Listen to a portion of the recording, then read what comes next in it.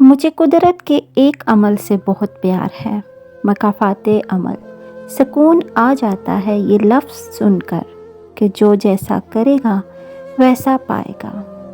صبر کبھی کسی کا حال ہی نہیں جاتا ہے۔ اللہ انسان کو مکافات عمل سے یہ بتاتا ہے، جو کسی کا برا نہیں چاہتے ان کے ساتھ کوئی برا نہیں کر سکتا، یہ میرے رب کا وعدہ ہے۔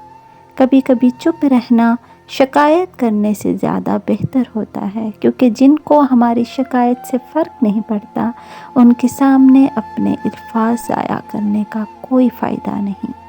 جو رشتے تمہیں تکلیف دیں ان سے دوری اختیار کر لو، وہ خود لوٹ آئیں گے، مگر اس وقت جب تمہارے دل سے اتر چکے ہوں گے، کیونکہ وہ تمہاری قدر سے نہیں پچھتاوے سے لوٹتے ہیں۔ جس کی دی ہوئی تکلیف سے تم آج رو رہے ہو وہ کل تمہارے پچھتاوے میں روئے گا۔